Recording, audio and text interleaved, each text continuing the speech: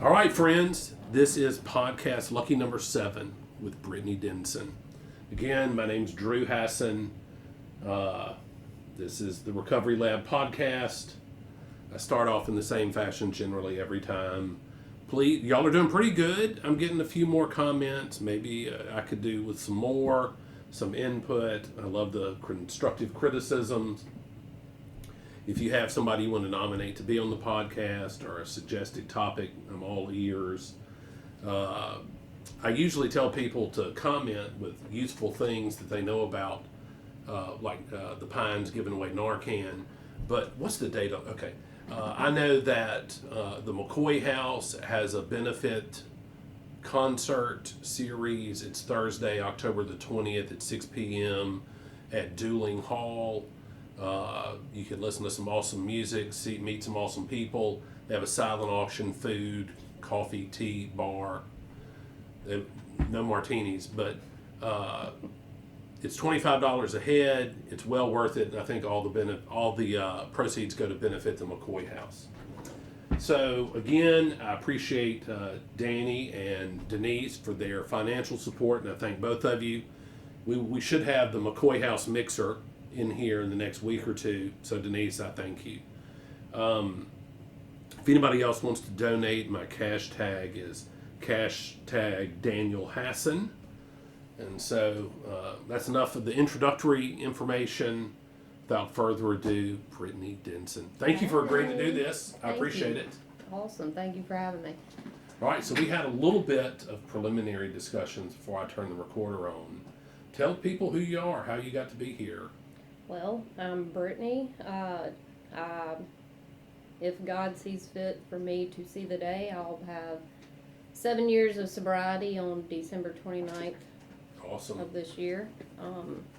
Since we're talking about recovery as a whole, I would say that I have recovered from a list of things like sobriety or mental health, trauma, and I'm loving what you're doing here, so thank you. Well, I appreciate that. Thank you. What do you do during the day? Where do you work? What do you do? Who do you promote? I'm a simple person during the day. I didn't tell you this, but I work at George's Museum Cafe by the Agriculture Museum. I don't think you're the only person in recovery to work there. No, not at all. And it's crazy how I got there. So I do work at Grace House for Women at night, and I had some extra time. I don't have kids. I'm not yet married. So having that extra time, and it's crazy whenever you develop a relationship with a higher power, what he can do for you. So I was very specific one night on a prayer, and I was like, God, I have this extra time, idle hands, and I was like, can I please just have a day job for like 3 hours a day, Monday through Friday? And then he put someone on my heart. I reached out to them, and then the next day they were like, can you come talk to the manager? So yeah, Monday through Friday I'm working there 3 hours a day, and it's just crazy. Asking you shower Steve, huh? Yes. And it's nice to get into a more normal environment, as we say, in, I guess, the rooms of 12-step, that the people who aren't like us are more normal, well-balanced, so it's been nice to get into that, because my life is, I live and breathe recovery, so. Well, it certainly comes through. I mean, you and I aren't like number one homies or anything. Yeah. But, you seem to live a genuine and authentic life on Facebook. I know those things can kind of be misleading from time to time, but you wouldn't have stuck around as long if you were full of shit on there. It's a sad way to live. That thin veneer wears out quick. Yeah. And we know a lot of people, out in the world that, live that way, but it's nice to see them blossom and flourish into people, like authentic people themselves. So. Yeah. All right, so I didn't go into detail with you about this while we were talking before I turned the recorder on, but I've kind of got a little outline or matrix. I don't really want to dictate what all we talk about, so if you feel like talking about something, talk about it. Okay. But I do have some general questions. So how did your addiction begin? Well, I carried a lot of childhood trauma, so I did. I had a crappy childhood. Do you want me to start from the beginning, or I mean, wherever you want. So I had a pretty crappy childhood. My parents divorced at a very early age, to where I didn't start developing memories. So growing up, I can remember in the beginning that I would go to my dad's on the weekends, but I remember having this like abundance of love and affection from him, and then I would go to my mom's and experience the same thing. So early on, I developed that these two people loved me, and showed me so much affection. But with my mom, her alcohol progressed really quickly after the divorce, and she started not treating me as such, and it happened the same way with my dad. My dad remarried, and then the love and affection grew less, and I noticed that.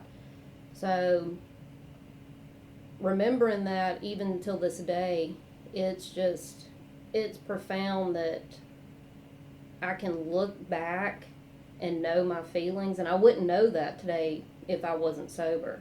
And because 29 years I carried this role of victimization and everything. So at 8 years old, I had yet moved in with my dad, but I was there on a weekend, and me and my brother, we'd be real mean to each other, pick at each other. And I can remember at 8 was my first drink, and my dad had such an influence on me because he was this strong man. He had a construction company, and I was a daddy's girl. So I turned from a mama's girl to a daddy's girl, and I can remember him telling me, go get me a beer out of the cooler. His favorite thing was that Budweiser. So he always had a Budweiser in his hand. But and when I did, my brother said, open it and drink it. And just tax it a little bit. Yeah. And I can even remember at 8 feeling like I'm not supposed to do this. But I did it with the thought of, my dad loves this thing. You know what I mean? So even when I took a drink, I didn't like it, but I loved it because my dad loved it, So going on, I wasn't a very bad child. And I think at 13 was the first time that I got caught up with people who were drinking. I wasn't drinking, but I was caught up with them. And from there, when I say parents, I'll refer now to my stepmother and father, because by this time my mom's drug addiction had progressed. And so when my parents had to come pick me up from this neighborhood lake that we all got caught with alcohol, even though I wasn't drinking. Did you grow up here in town, in Jackson? Yeah.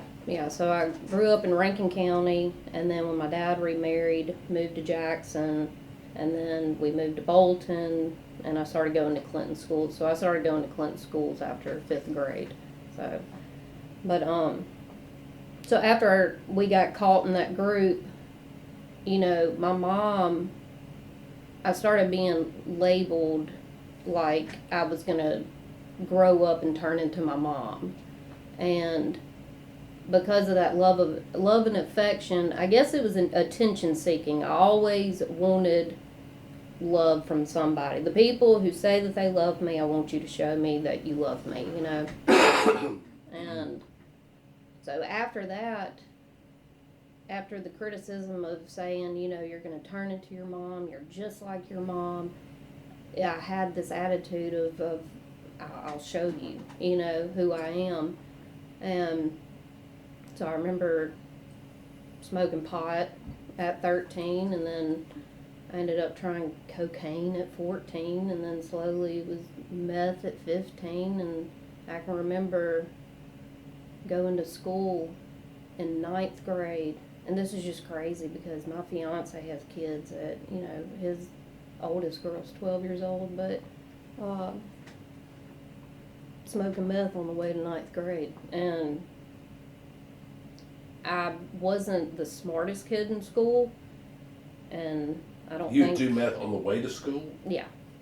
That's crazy. Maybe not every day, but I can Sure. remember a time where it was one of those weekend events that turned into a school day on Yeah. Monday, you know. But anyways, I wouldn't consider myself the smartest person in the room at all times. I failed 7th grade. I went to summer school in 8th grade. I had to go to summer school in 9th grade. And that might have been the effects of me starting to drink and drug, but Well, that certainly wasn't helping anything. absolutely not. But then I guess my parents didn't know how to help me, so if my dad didn't do anything right, he was a good provider. He financially, I mean, he provided everything that I need, but it became to a point where they could not help me.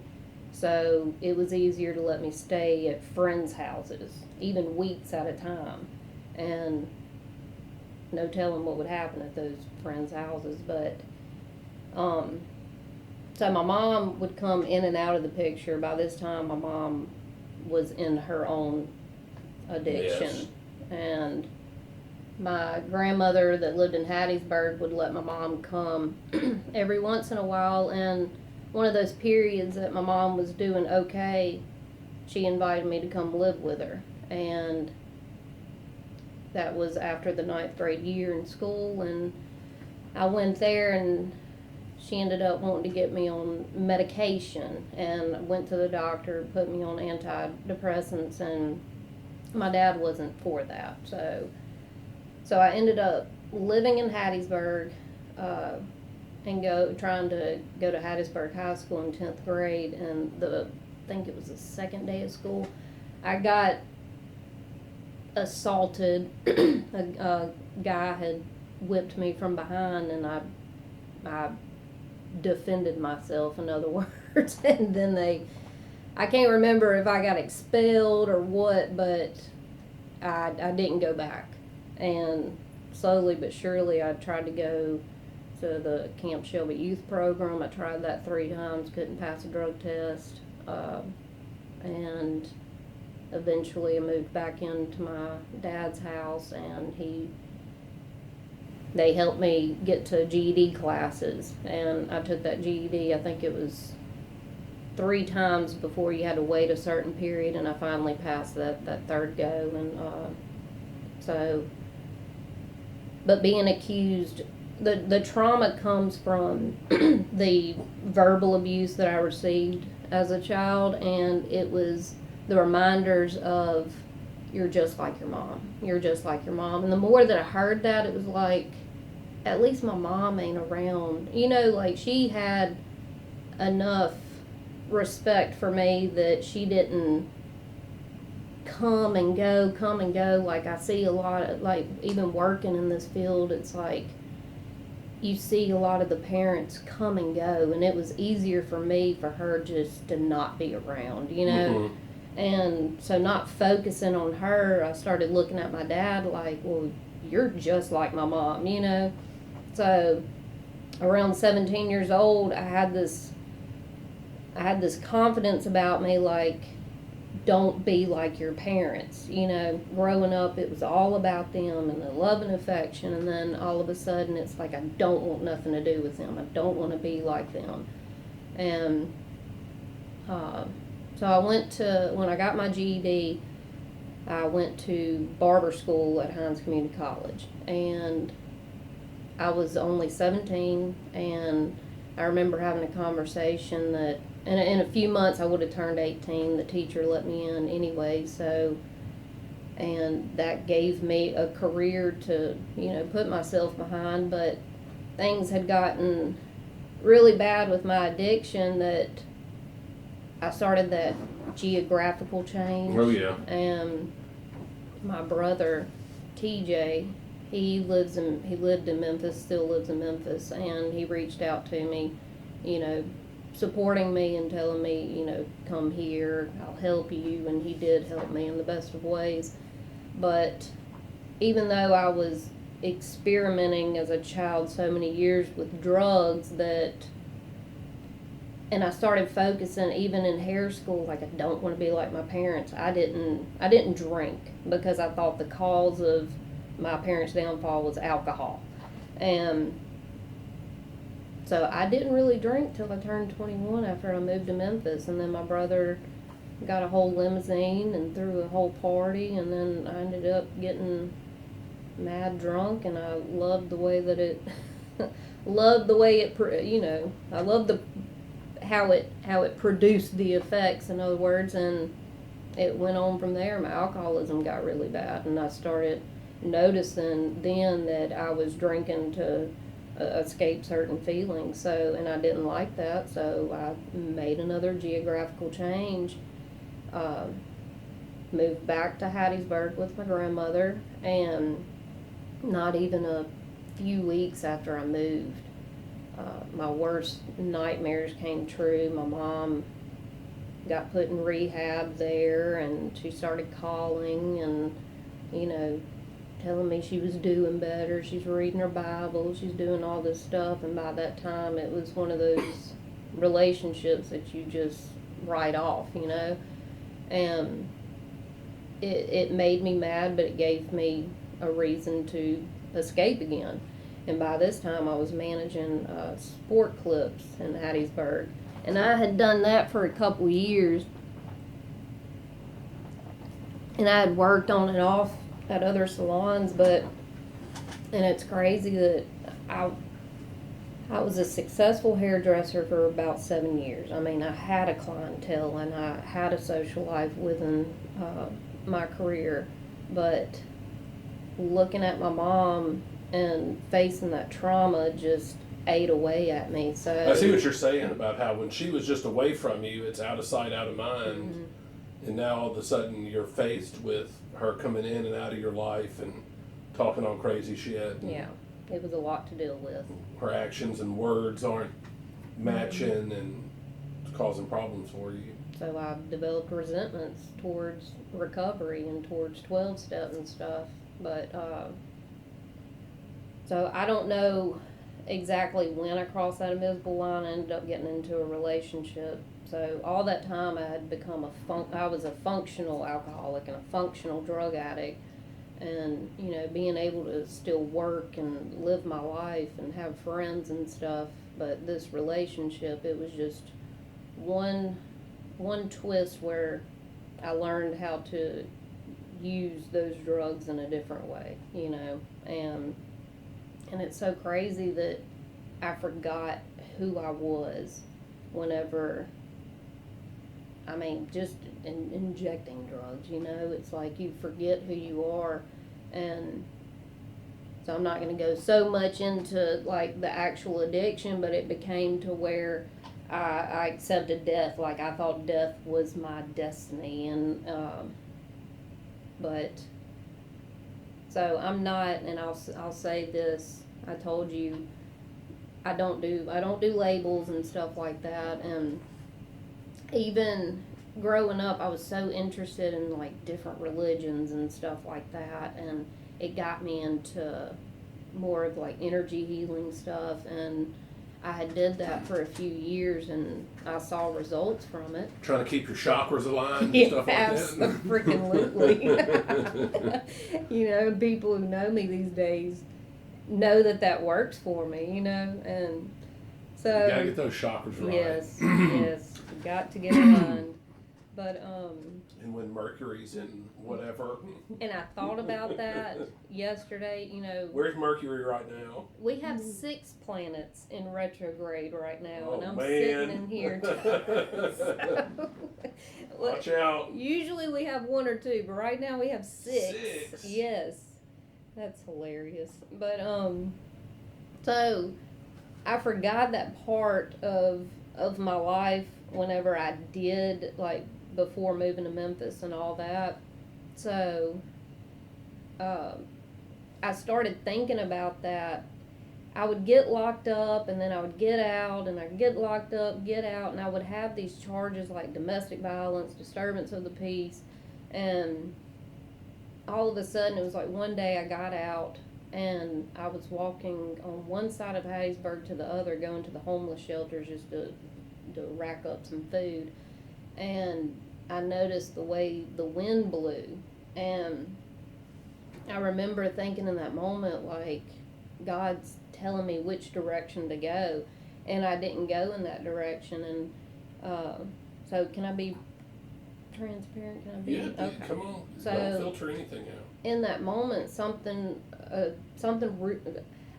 really bad happened to me, and it was the first time that I got raped, and I remember thinking afterwards that was God, doing something for me, was protecting me, and that brought up those memories of the life that I used to live. And the only thing I knew about church and Christianity or anything was the few years I did it living with my mom when I was a child. So, and that wasn't a very great experience for me. So, but I started focusing on that, and I became really obsessed with it in my addiction.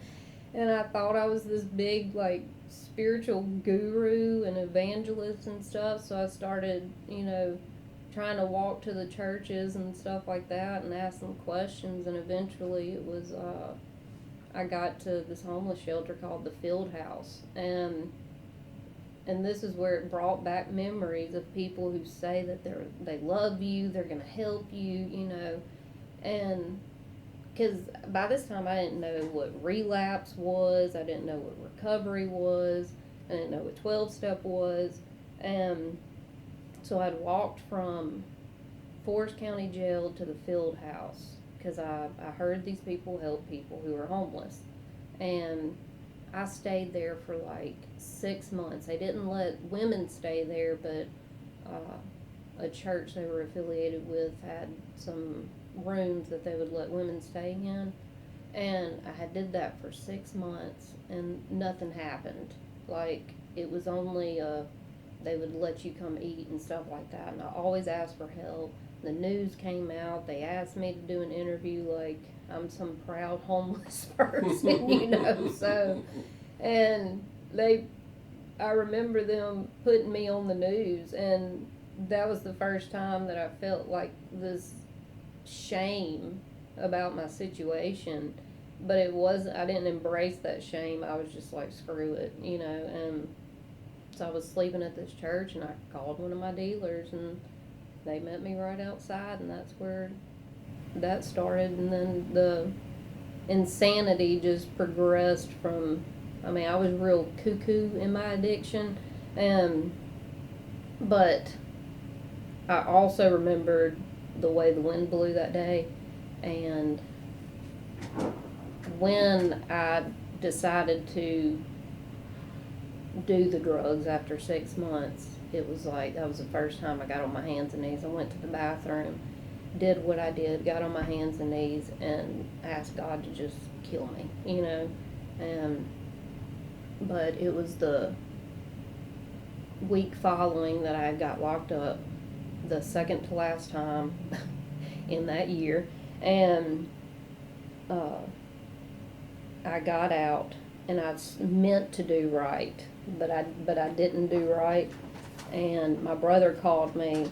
It was coming up on Christmas, and my brother called me, and he was like, I have this Christmas money for you, but I don't want to give it to you. And you either give it to me or you don't. And then he's teasing you. Yeah, come on, man.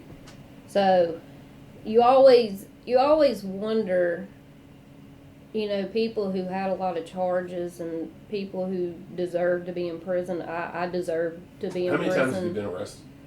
God, I don't even remember. I've got mug shots, but Yeah. I've collected a lot of mugshot pictures because it's important to see somebody then versus now. Well, of course it is. Yeah. And it's important for people to hear. Well, look, she was out here doing this, that, and the other, and now she's living the good life. Cray. But. All right, so your brother calls you, teases you about this Christmas money, and then what happens? And then I go and meet him. I bet you did. Where are you, man? So by this time, I was going to Louisiana almost every other day. So I became a dealer in Hattiesburg, and I was going to Louisiana every other day and was counting my days, and I was on my way to Louisiana, and I stopped and got the money, and he was like, please don't go buy drugs with it. And I was like, Shit. it was the first time I was able to admit to somebody, this is the life I live. I'm sorry that you don't like it, but nobody can do anything about it, you know. And I went and picked up my drugs, came back, and did what I did with it. And it was the next day that I just had this eerie feeling of, it was a few days later. So I think that was December 24th, and then December 28th is whenever I got arrested for the last time. And then I just had this eerie feeling. I kept seeing cop cars and stuff, and it was like I went to every dealer I knew. I picked up a lot of substances that day because I said, if God's not going to kill me, then at least let me make my place being locked up. Like, I wanted to be locked up forever because there was a bed to sleep in, 3 meals a day, and so they finally pulled us over, and I believe I was set up, and I had paraphernalia hidden and stuff like that. They didn't even care to. They searched the car and my purse and stuff, but they didn't search me. So I knew it was an obvious situation. And so me being a hairdresser and being a barber at that, I cut a lot of law enforcement in Hattiesburg, in Hattiesburg. And I remember walking in, and there's, not going to say his name, but there was an officer that I knew, and he just like, what happened? And I was like, I don't know, and if he hadn't have asked me that, I wouldn't have. He brought me a sense of peace when I walked in there whenever he asked me that. And all the paraphernalia I had, and the drugs that I had on me. I had an ounce of marijuana in my pocket, and I just took it out and gave it to him. He was like, that's an automatic 5 year, and I'm like, I know. I'm like, yeah.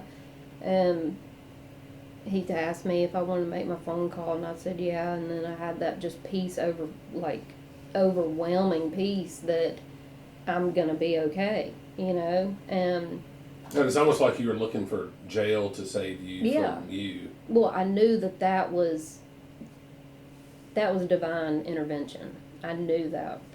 And so I called my mom, and I just apologized. I just apologized for the hell that I put her through the past few years, and it was all said and done. I started withdrawing. It took 10 days, and it was as miserable as ever, but I wouldn't be sober today if I did not experience that withdrawal. That was something else. But so in my head, I was thinking, they know everything I do.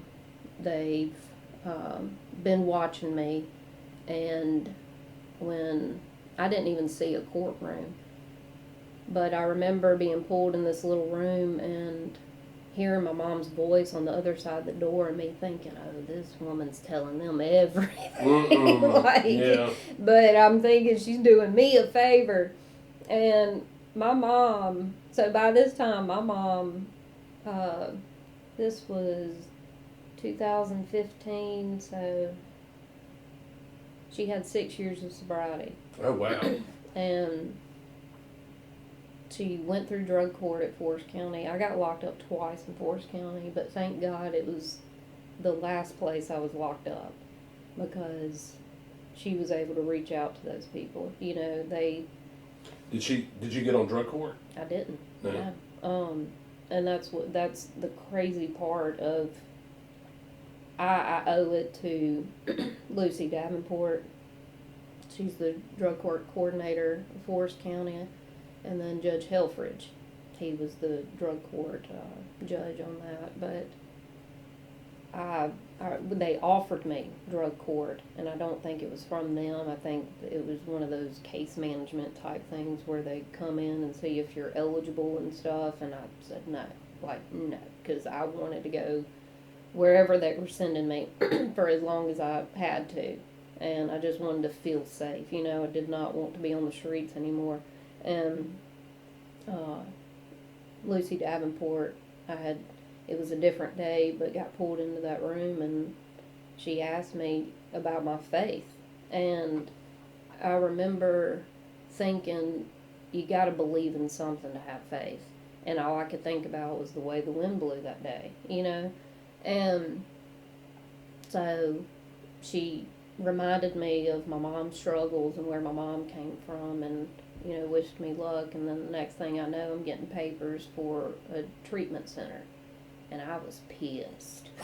Because, again, I had no knowledge of recovery or rehab or anything. And I didn't know that it was going to change my life. But I was even more so pissed that it was a treatment in Jackson. All those geographical changes and trying to run away from who I had turned into, focusing on, once wanting to be like your parents, and then all you can think about is not being your parents, and then becoming worse than your parents. That was a kick in the butt, huh? But, so I ended up going to Friendship Connection, and it was my father. It was the first time I saw him in a few years. He had nothing to say, but good provider. He came and paid for the treatment. And in my head, I didn't know what my charges were. I didn't know what I was facing. I didn't know any of that. I just knew that I was doing whatever they told me to. But that was a 4-month program, and ended up being there 9 months. It was so hard on my mental health. I went to the psych ward 3 or 4 times. While you were there? While I was there, yeah. I developed these psychotic episodes where I was talking to either God or Satan, and it was like I started carrying around a Bible and giving people messages and stuff, and it was I'm gonna save you, I remember the director there, Miss Terry McCoo Smith. She's one of the most special people in my life today. She would tell me, even after a few years, you're the only person that I could not. She would be working all the time on her computer, and then if I stand up, she would stop and then turn her chair over and be like, "What can I do for you?"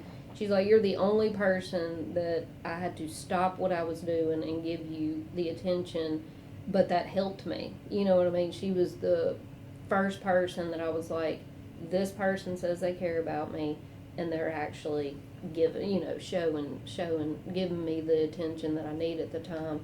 But it was drug-induced schizophrenia, and I had major identity disorder, and I had all 3, anxiety, panic, and PTSD. That was a lot. Let's see. I'm going to fast forward. Still having PTSD, it can really trigger some emotions, but I'm not going to cry. I'm such a crier. Everybody knows it. But, so I say that I'm a very intelligent person, but I'm not a bright person. And asking for help, of course, is probably the hardest part of getting into recovery. But thank God that He sent the right people at the right time to carry me through, because I wasn't a person that was against doing things that people, would ask of me. But when it was time to leave friendship. I wanted to stay there forever. And you don't hear that a whole lot. I wanted to stay in rehab forever. But I had a friend, Lindsay Cheney, and I remember her referring me to Grace House for Women. And this fear of not wanting to be homeless just was so overwhelming. Yeah, it seems like you've got this drive, to find somewhere to belong, to stay, that I can count on, that is predictable and stable. Yeah. And then finally being in an environment where people say they love you and actually show it, So I get to Grace House for Women, and that's where it was weird. I ended up failing 4 drug tests whenever I got there. And Alice Morgan, the director at the time, she was just like, Brittany, I feel like you're being real honest with me, but you got to show me some proof. And I wasn't using. So I went to Heinz Behavioral and asked them if there was anything they could do, and they sent off my drug test, and when it got back, it was a couple of the medications that I was on was giving me false positives. So that kind of shit can ruin your life. It can, yeah. And I remember we had that happen at Oxford House a couple times, where people that had not relapsed, and then we'd gotten these, it's just the simple, in the immediate urinalysis, Yeah. I'm like, well, sometimes it can test false positive for this and that. Yeah. I'm like, you can ruin somebody's life. Thank God for my experience and me working in the field, because I can bring light to that situation, because it does happen. It does happen a lot. But so Grace House is a 2-year program, and it's based off the principles of 12-step. And so being there 2 years, how long was I sober? I got out November 2016 at Friendship, and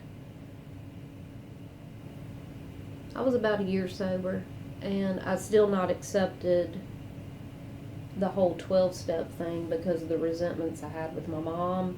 And it was almost like there was no way I was going to do that, because my mom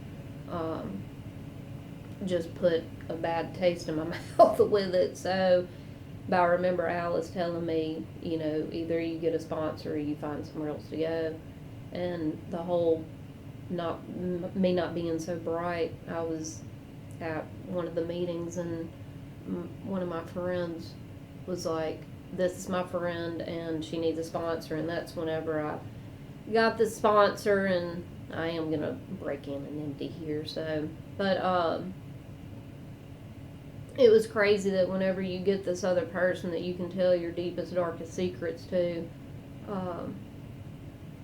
it opens you up, because trusting people was not my cup of tea by that time, because everybody I had ended up loving or said they loved me didn't show that, in return. And so I worked 12 steps, ended up really healing from that trauma very quickly. Like, it was almost crazy to me. Developed a relationship with a higher power, and one of the most important things for me is that I learned that my relationship, I call him my divine guidance, and is that it's simple and it's personal. So one of the things that helped me a lot was knowing that this relationship that I have has nothing to do with anybody else. You know what I mean? And it helped a lot, and it also brought me back to my chakra alignments, my energy healing, and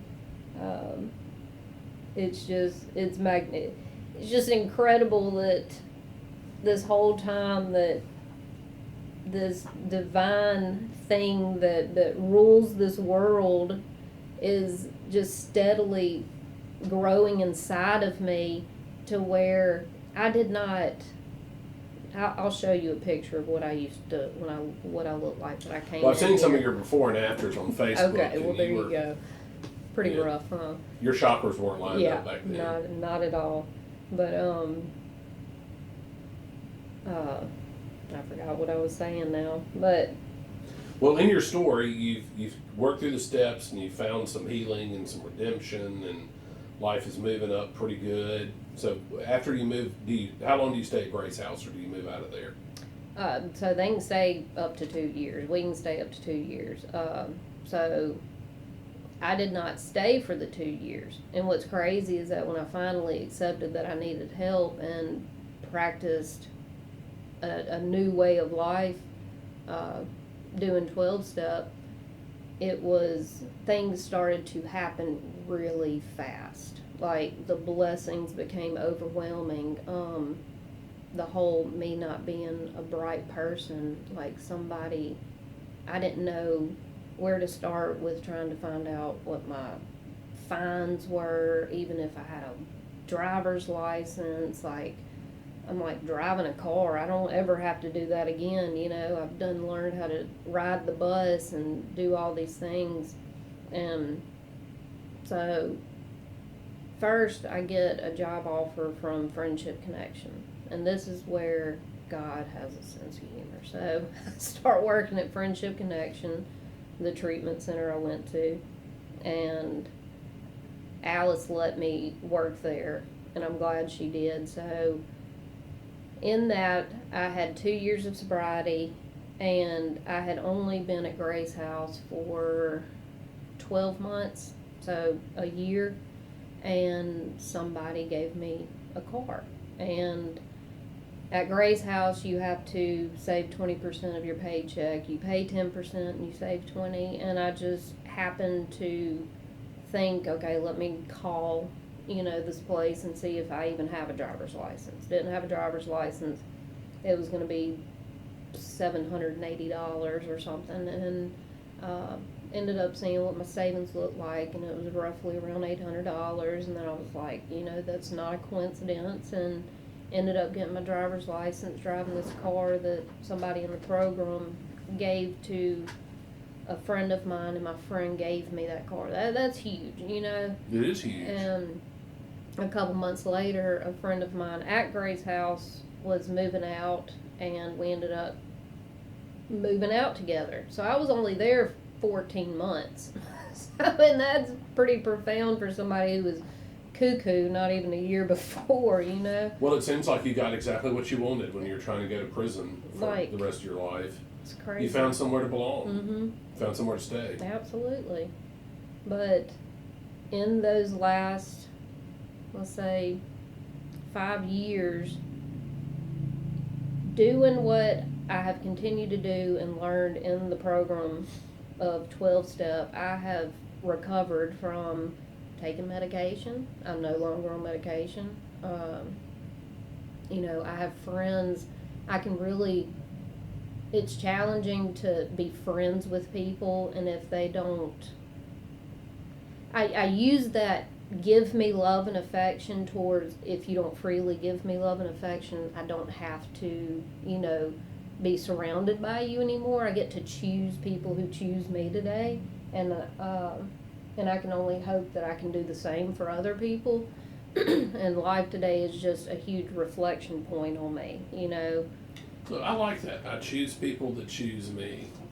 Yeah. Because don't we all the time, somehow, negativity and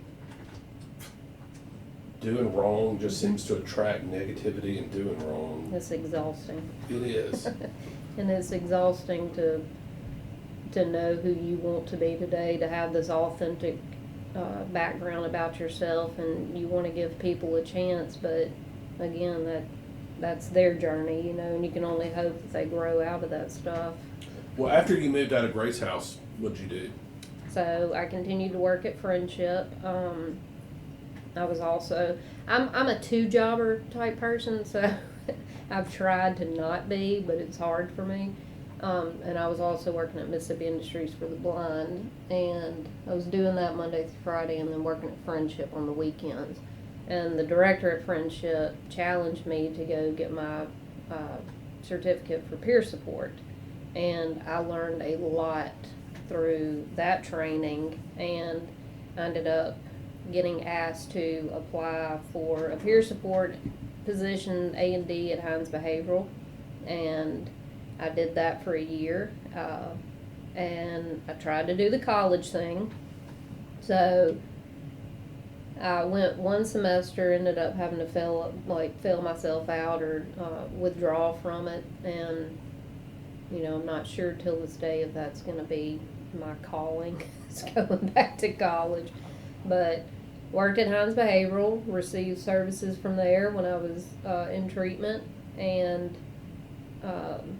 was there for a year, and then got offered a position at Grace House for Women, and I've been there since October 2020, and it's been the most fulfilling position that I've had this far, because Grace House is so unique in so many ways, and I'm not knocking off Mississippi Department of Mental Health at all, but we're not, under their guidelines and stuff, and Alice Morgan and our executive director Stacy and Nikita have allowed us to really conform our experiences to this program, and it's just a creative way to stay sober, So Grace House is a 12-step program, and they can live there up to 2 years, and they only pay 10% of what they get paid from their jobs.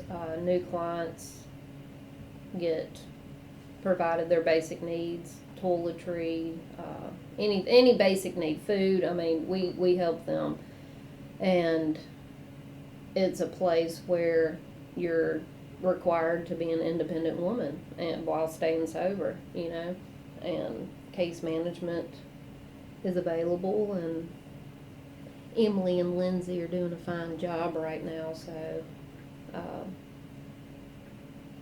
but yeah.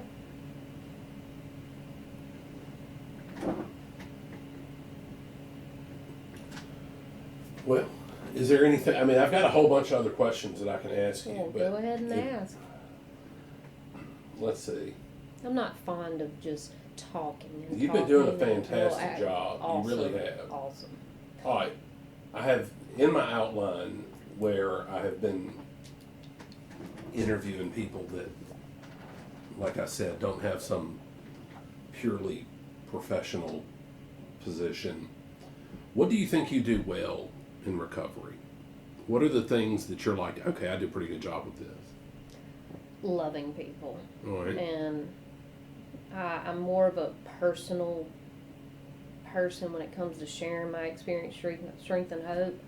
I'm not a huge storyteller, so thank you for challenging me. So you've done a great job. Yeah, but I guess just setting an example. I really think I'm a pure person in my heart, and I live by example. I know that there are other people, like clients and stuff, that are watching me, and it's not in a sense of they're focusing on me. It's just like, if I'm helping someone, there's no way that I can just give them an opinion, but I have to live by example and show others that well, nobody cares what you say. They care what you do. Absolutely. And that's been really important to me, because I've been able to choose those people who do the same. Well, you asked me before I turned on the recorder why I got started doing this, and I really did think that if there was a way to get out people's messages and to freely admit the crazy things we did, thought, believed when our chakras weren't lined up, that other people could hear it and think, I'm exactly like that, and they're not making a nightmare of their life. They seem to be happy and have fulfilled lives and purpose, and I certainly have more money than I did when I was using, and I have more enjoyment. Right. Okay, I asked you what you do well, and this is the zinger. What do you do poorly? Still criticize myself. and it's more of the, people in my position or the field I work in, you either make it in this life, make it to the top, and I'm not judging people who, have higher positions or anything, but I always saw myself when I went into college, it was I had this ego about me where I was going to become a licensed, therapist, and I was going to open my own facility and just do all these things. And in that experience, it really humbled me that, I started begging God, like, what is my purpose in life? Like, I want to do something good for people. And I remember feeling just sitting down and waiting for that one person to come to me to have a conversation like we're doing can change somebody's life, And so I've criticized myself a lot about my purpose in life, but I know my place today. It's simple, and but it's big in the eyes of God. Look, I had talked to Kimberly about this 1,000,000,000 times, about how we have to learn how to be successful.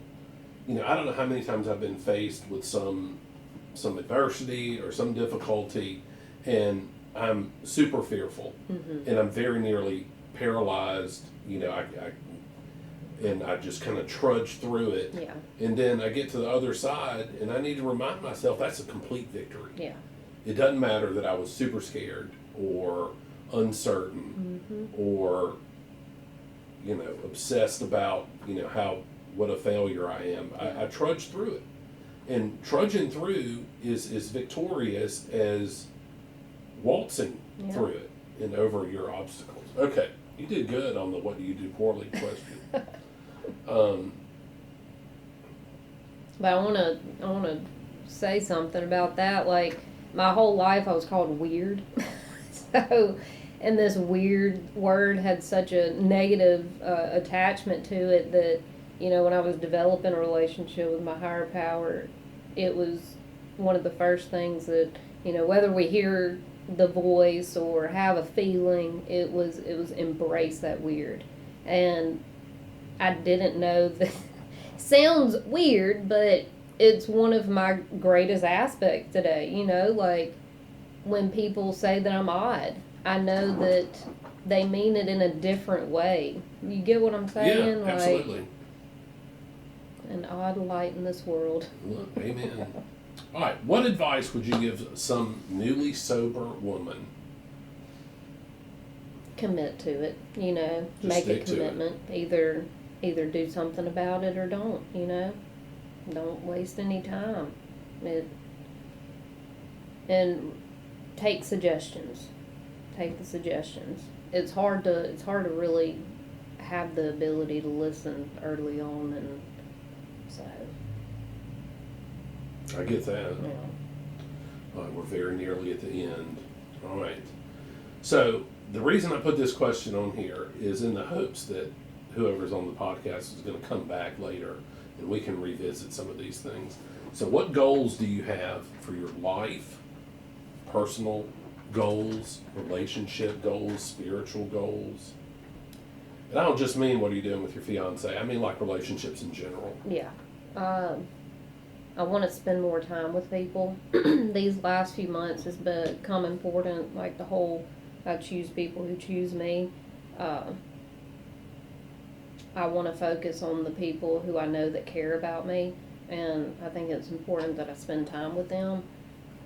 With my energy healing stuff, that's with relationships. Personal is, I have my 12-step, stuff in place, and I'm satisfied with that. Of course, I can do more, and service to others is important, but for me personally, it's diving deeper into I live a more metaphysical lifestyle, and not that, and thank God I don't have to do drugs today to get out of this world, but I'm focusing more on that. So, and also finding my place in the service of others. So, used to, I would overwhelm myself just trying to do everything and anything that I possibly could, but and I I heard some of your previous guests quoting, saying their favorite quotes, and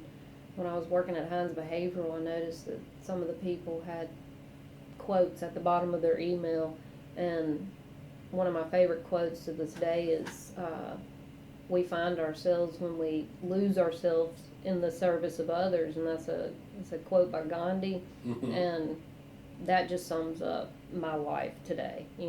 Whether it's involved in recovery, outside recovery, I know that my life will be gratified just focusing on somebody else in a sense of that reflection point. So, Well, isn't that cool how you can now be that love for somebody else that you longed for and sought after for so long? it's crazy.